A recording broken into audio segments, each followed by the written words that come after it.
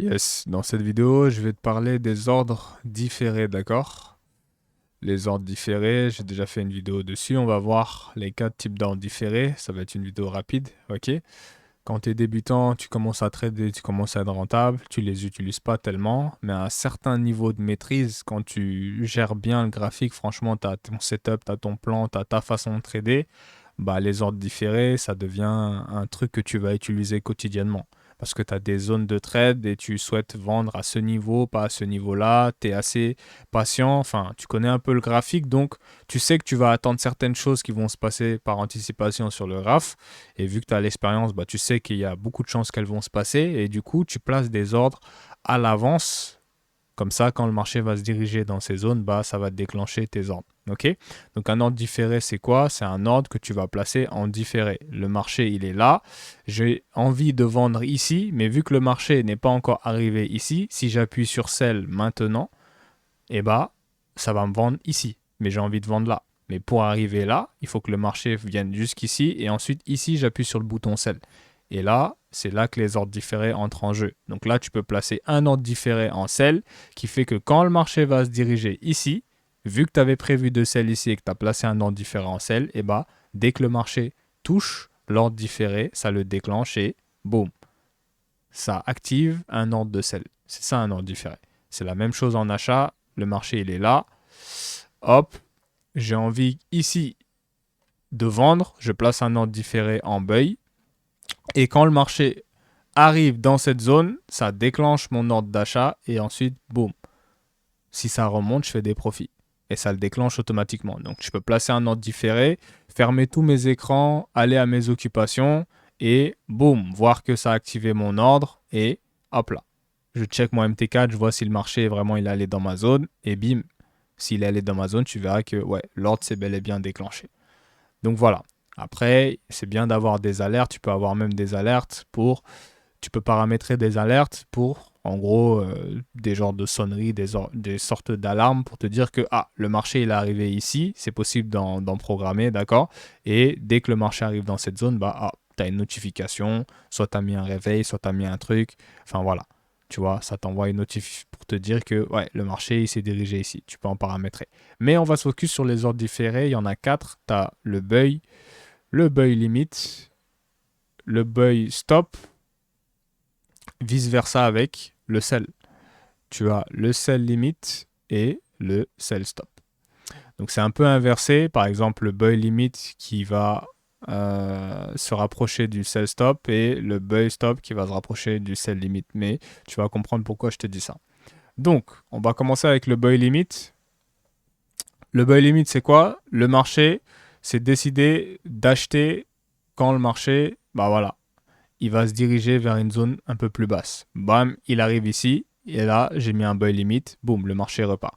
Ça, c'est le buy limit. Il a atteint la limite, donc j'achète ici, boum, je pars. Et qu'est-ce qu'on a avec le sell limit, à l'inverse du buy limit? C'est, hop, la limite en achat, ça c'est la limite où je veux le vendre, bam, il arrive ici, boum. Ça, c'est le sell limit. Tu as compris? Ici, je veux le vendre. En rouge, sell limit. On était là, le marché, il était là. Tac. À partir de ce niveau-là, je veux le vendre. Je place un ordre de sell. Et pack, sell limit, ordre différé. Ça touche. Tac. Là, il y a mon sell qui s'est enclenché. Et boum, je fais des profits.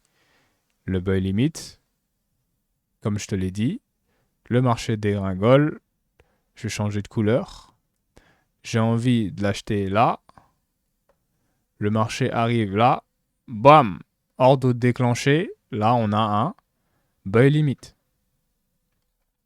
Et tu l'auras compris, le buy stop, c'est l'inverse. C'est pas en plus bas. Là, ça va être le buy stop. Et qu'est-ce que fait le buy stop? Dès que le marché arrive dans cette zone, tac, mon buy s'active et boum, c'est en hauteur. Tu as compris? Il est en train de monter, la stop et bam, buy stop. Tu comprends? Directement. J'espère que tu vois. Donc ça va être un buy stop.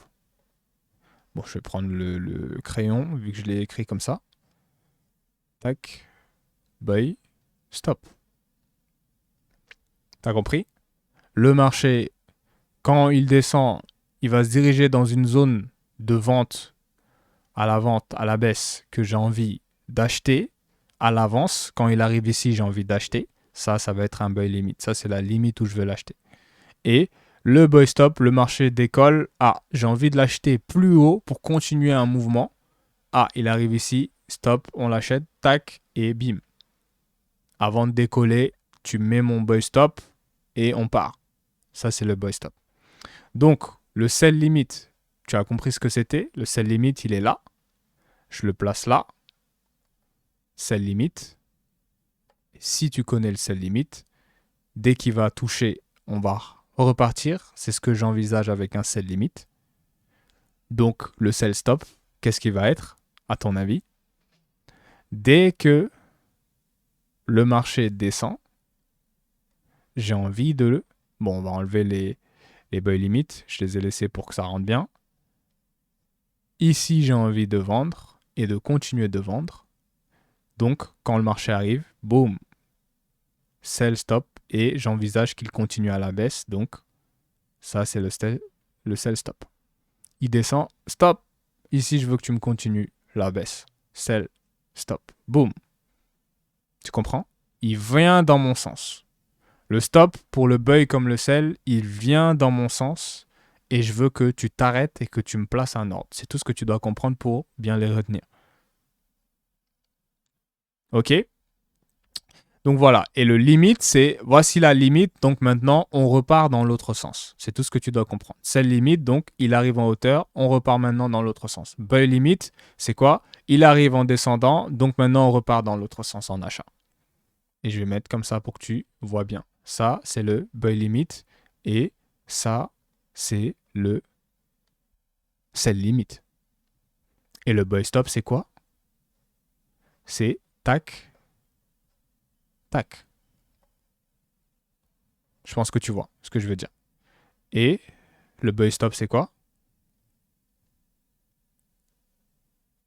Tac. Tu comprends?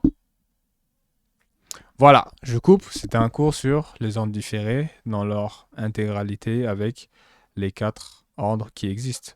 Sell stop, sell limit, buy limit et buy stop. Voilà, je coupe.